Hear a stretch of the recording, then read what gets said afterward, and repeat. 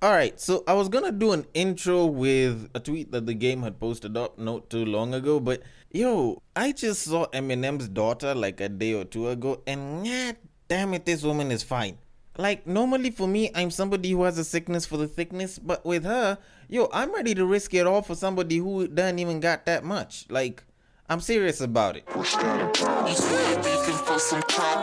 And I'm not just saying this because she just so happened to have posted up a bikini picture which just so happened to have gotten me a little bit aroused. Like, this babe is actually very good looking. Like, she's beautiful, she looks like a pretty good package.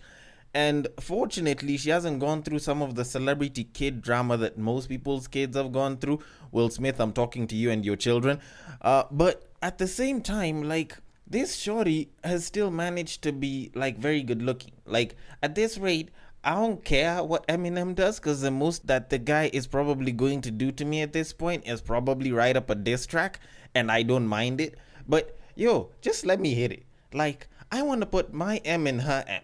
Like, like a proper Eminem. Like, I want to put my manhood in her menstruation organs. Like, shorty is looking super fine at this point. Like, at this rate, I don't care if y'all call me a sellout because she's not somebody from the thick side of life. Cause honestly, with the way she looking, I'm thinking that we're about to match. Cause I'm coming in with a chocolate. She's Eminem's daughter, so she's probably got the bars. So you mix that together and it's like a match made in heaven. It's like every woman's favorite gift. So I might as well just go ahead and make it happen, even though she ain't the thickest babe I know. Cause clearly this woman is damn beautiful. But anyways, my thirst aside, I'm honestly quite impressed at this woman. Like, yes, we're roughly about the same age, and unlike most celebrity kids who end up in some form of drama, you hear about drug abuse, you hear them talking about some random weird freaky shit, she's actually turned out pretty well, and she was very low-key. Like, most people don't even know about her that much. Like, if you showed her picture to a bunch of people right now, they wouldn't even think that this is the same kid that Eminem was busy singing about on his song When I'm Gone, Just Carry On, Don't Mourn, Rejoice Every Time You Hear the Sound of My Voice, blah blah blah. Like, this is actually very impressive, and it does also show that we are growing old pretty fast, cause damn, I never actually thought about this kid turning out this fine. And at this point, much as there is a Slim Shady, I think this one technically classifies as a fine Shady. Just saying.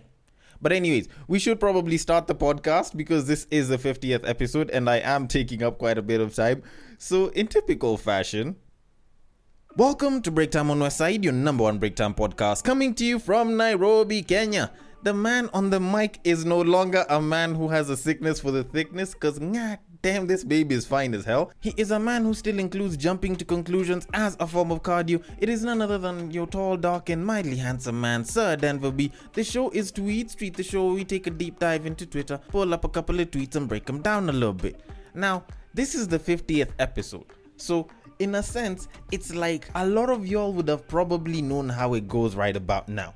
But since we're always receptive to new listenership, and we know that sometimes people don't exactly know the drill of Tweetstreet, I'm gonna make sure I break it down for you because it's such a simple drill. At this point, it should be turned into a song kinda like Baby Shark. Cause it's pretty simple and it's something that you can almost sing along to. Cause it goes like this.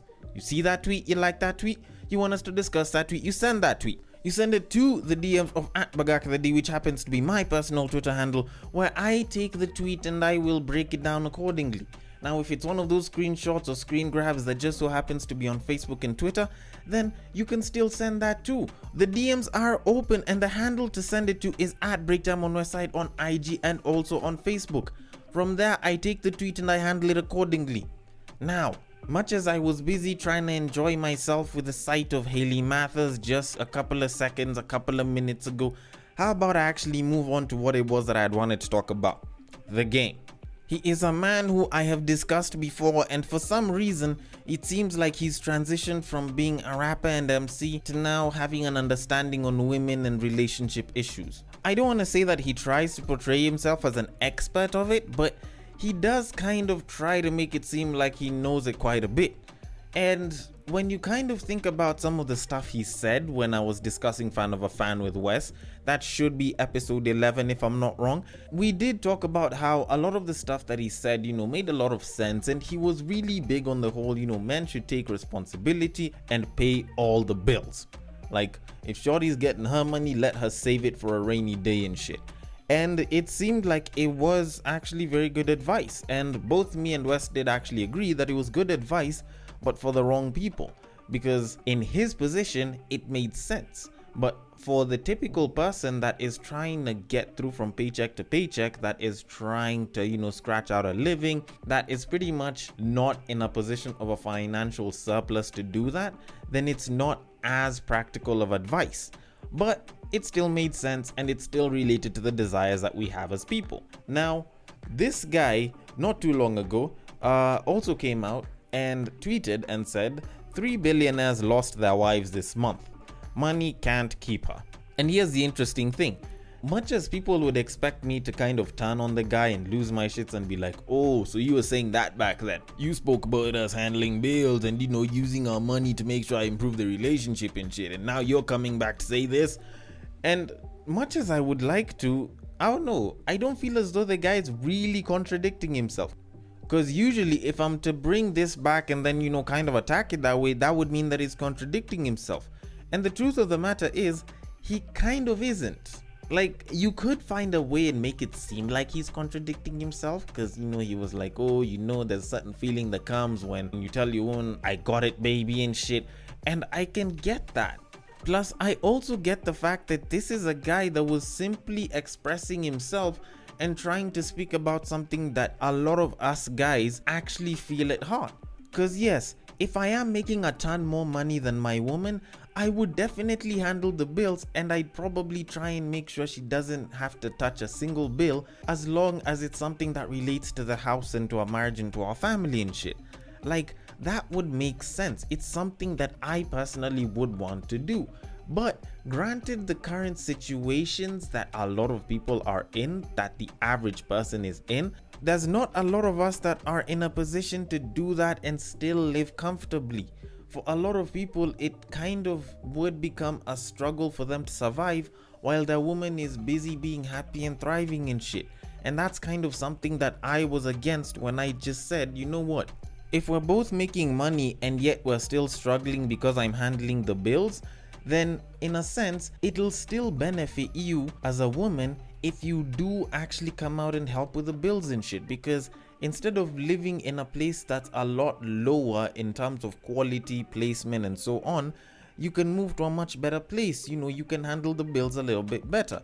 You can set up a savings. You guys can actually try and do your own shit. But back to the main tweet that I was talking about, where he was busy talking about the 3 billionaires, at no point did he say that having money will keep the babe. He never said anything like that. This guy did not come out to state that, as long as I have the money and I'm paying the bills, she'll stay with me. No, he just spoke about how you handling the bills as a man actually contributes to your woman having a much simpler and easier and nicer life. And if she has that, then she'll most likely make yours a hell of a lot nicer and easier, which is something that makes sense. So in a sense, I totally agree with this guy here. Money can't keep her. So you might as well stop trying to use it to keep her, or stop expecting it to actually keep this woman. But then again, I do know that for a lot of these billionaires, it's more a business move rather than an emotional and a relationship move for them. Because apparently, once you get a divorce, apparently it's a lot easier to liquidate stock and assets and shit. And in a sense, I guess that makes sense. I don't entirely understand it. I'm welcome to somebody explaining this for me extensively, but it does carry some level of sense. Do I think the game understands this? Probably not. But in a sense, I see this as more a business, a money move rather than a relationship move. Because then again, people say that they filed for divorce. It doesn't mean that they've actually divorced. Like, there's tons of times when people have filed for divorce and then kind of, repealed the whole thing and just gotten back together with a partner. And I think for these billionaires, this is something that's completely viable for them. But either way, I'm keen to see how this whole billionaires divorces type shit is going on. So we'll see how that goes, and if there is something to report, then we'll probably report it. But anyways, we do have other tweets to discuss from the fans, so we might as well get on to that. So on to the first tweet. Nick Cannon ain't nothing but Future in a turban. This is a very interesting tweet, and it comes a couple of days after it was announced that Nick Cannon's babe was expecting a child, which is going to be his 7th, which kind of comes in within a 6-month period of him producing like another 4 kids. Like, if there's anything that this guy is gonna be remembered for besides his not so good ability to make music, it is actually his ability to be the most fertile celebrity that we know of as of right now. Like, with Future, you could understand. For him, it's like he liked banging the babes and just nutting inside. So for him, it seemed like it was all fun. Like hell, this guy would continuously say, if she catch me cheating, I will never tell her sorry. Like for him, he was all about the streets, he was all about laying pipe. But when you look at the guy Nick Cannon, this man has produced 4 children. Yes, maybe some of them are twins, but still, 4 children over a 6-month period. This guy at some point will just look at Durex and be like, you know what? Fuck the brand endorsements, because I am the literal opposite of what you guys usually try to preach in your advertising. Although then again, you kind of think about it, this is probably Durex that we're talking about that can try and use him for this. Because, with Durex, they'll just go and they'll say, you know what, if you don't use Durex, you can end up like Nick Cannon. And that can work, and that'll help people buy more condoms. Then when you look at a company like Pornhub, they would love to use somebody like Nick Cannon. Because much as he's a millionaire and shit and he can take care of his kids, they can use that and the fact that he has a lot of kids to his advantage. And just come out with an advertisement that says, you know what, there's Future who has 6 baby mamas and like 8 kids. And then there's Nick Cannon who has like, 4 or 5 baby mamas and will have 7 kids. And the reason they can do this is because they're millionaires and well stacked. Now for the rest of us that aren't millionaires or well stacked, we need to make sure that we don't produce as many kids. And while we're doing that, we also need to make sure that we still go through the same kind of pleasure. So we present to you Pornhub. All of the pleasure, none of the children. Cue the Pornhub soundtrack in 3, 2, 1. And just like that, it's worked as good advertising. Like shit. At this rate, I honestly think Pornhub and Durex should probably be giving me endorsements, because I've just helped them right there. And if anything, I'm one of those people that just preaches, you know what, safe sex is great sex, always use that latex. And I always like to do my research. Just saying. But anyways, that being said, I do wish him all the best. I hope the baby comes out nice and healthy. And as long as he's still doing well and out, frankly, I wouldn't give too much of a damn. Because I think he's probably a good father. And even though he's spitting out kids faster than he is spitting out good music, at least he might actually do a pretty good job there. But anyways, that being said, we should probably move it on. So on to the next tweet. Phone sex is a lot of work. Abolish it. I don't know. Like, your guys still do phone sex these days? Like, I don't know. Maybe it's just me. Maybe I exist in a bubble. But I didn't even think people still did phone sex. And by phone sex, I mean like, people calling each other on the phone, like regular voice chat and just, talking to each other dirty and shit. Like, I thought we moved it up because of technology and shit. Like, nowadays people can send nudes and it'll cost them literally $0. Like, your data plan for the month, the bundles that you buy for data might not really change per se if you just send a picture of booty or dick. So in a sense, I don't even see why people still do phone sex. Like, I can get sexting to a certain degree though. But I think that most people have gone to like video chats and like making all that shit, all like Skype sex type shit and everything. Like, if there's people who still do phone sex in that they call each other and they all like talk dirty to each other on the phone while they're not looking at each other, like, you guys are technically, the throwback that we need at this point. Because honestly, some of that shit, you think about it right now and it feels like that was back in the Stone Age. But then again, I'm sure there's some people that are still having a knack for some of the olden and a little bit more traditional things, so maybe they'd like that. Although I do think it is a lot of work though. Like, the fact that you have to sit, hold your phone close to your ear, and then talk dirty to somebody. Honestly, at this rate, I'd rather just pull out my dick, even though I'm not a fan of nudes, and then like we can talk to each other about that shit or some shit. I don't know. I don't care. Like, I just don't feel like holding my phone on my ear for a long time talking sexy is really that much of a worth it thing right now. Not unless if you're a babe and your mans will only last about a minute when you talk to him like that. Like, it doesn't really seem that much worth it. But if he's the type to not last that long, by all means do it. Like, you're helping those of us that don't last that long. And on top of that, while you're at it, it's not gonna cost you that much. So in a sense, you are helping the community in one way or another, because otherwise he'd have gone and probably wasted his money on OnlyFans and shit. And it's not like these OnlyFans models are going to talk to him on the phone the way you are. Just saying. But anyways, that aside, we should probably move it on. So on to the next tweet.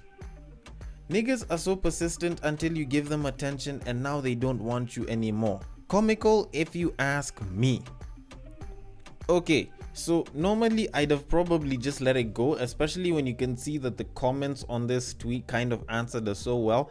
But I feel like there is something a little bit more to this, because on the comments, actually the two most standout comments for me were one person who said, "Ever seen an athlete run after crossing the finishing line?" And then the other person was like, "Ever seen a politician coming to a campaign after winning the elections?" Like, that was something that kind of hit me really well, because technically you've done the work, so why are you continuing to be persistent with a babe? Like, you've already gotten her, right? Like, you got what it is that you wanted. Like, you probably wanted to date her. Let's say you even probably wanted to smash, and you're persistent, and she was like, "Aight, I'm gonna give up the goods." At the end of it, after you've gotten the goods, what the hell are you continuing to persist for?